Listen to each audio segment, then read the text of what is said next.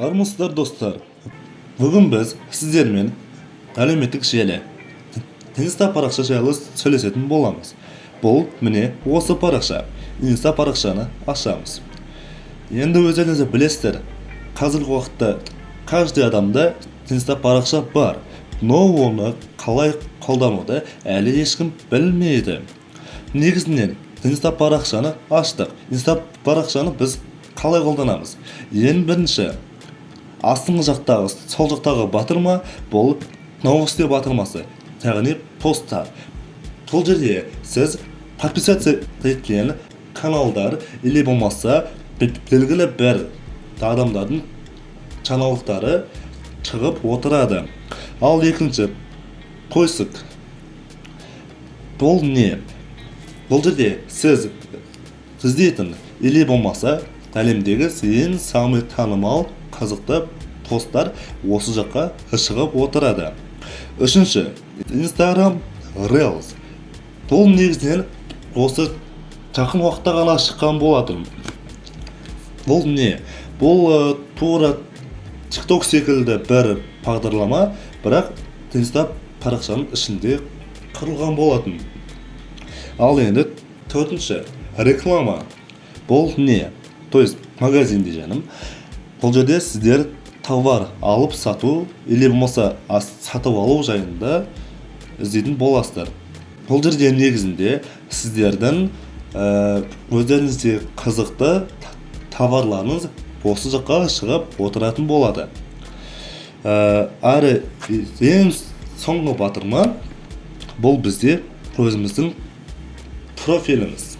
Осы жаққа кіріп өзіміздің профиліміз жайында біле аламыз.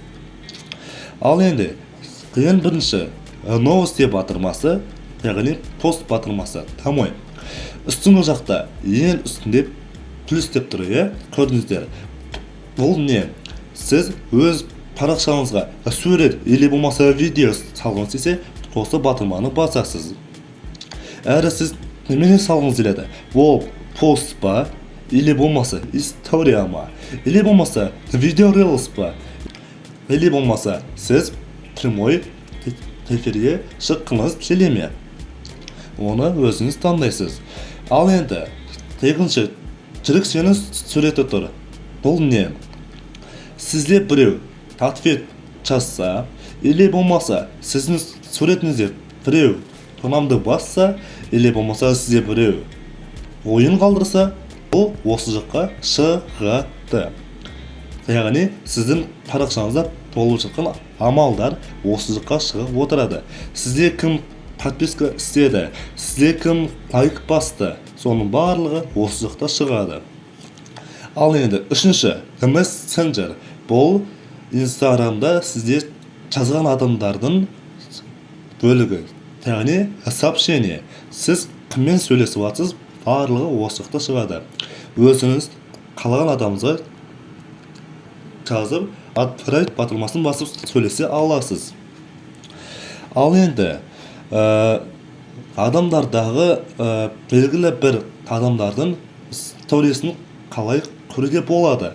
Мысалға, мынау үстінде тұрған бизнес бастау, инмодман, аяди, анализ. Қосылардың үстінен басса, үстіндегі мынау томалақ болып, қызыл томалақ тұр ғой, бұл солардың белгісі. Соның үстінен басса, олардың бізе сторисі шығып отырады.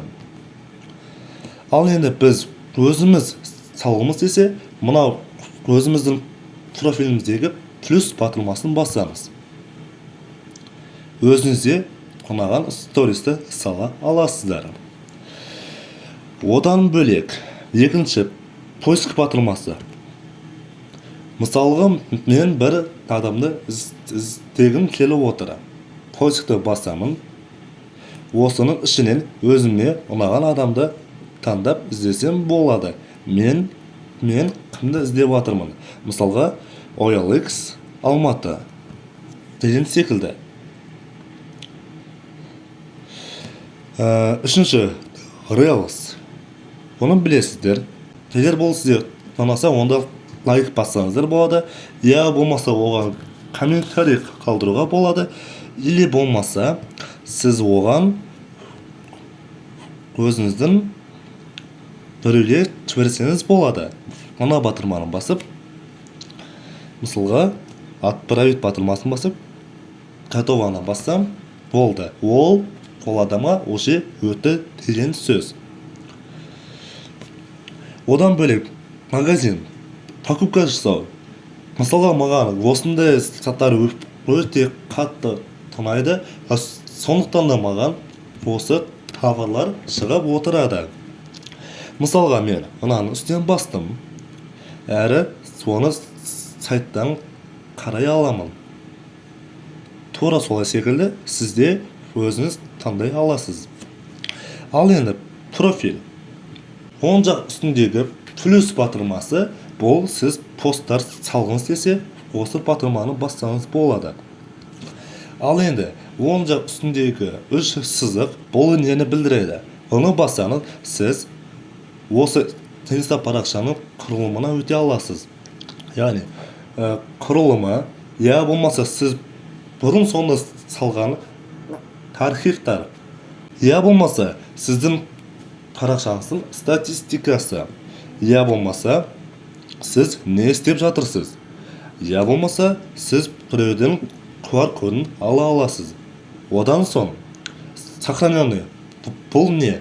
Сіз бір постты алып, осындай батырманы басып сақтап жатырсаңыз, онда сіздің барлық сақтағаныңыз осы жаққа өтеді. Одан соң жақын достар. Бұл сізде өте маңызды емес, қалғанда сізде маңызды емес. Толығырақ біз келесі сабақта өтетін боламыз. Екінші сабақ бізде көбіне осы өзіміздің парақшамызды әрлеу жайында болмақ. Істе сәтті достар.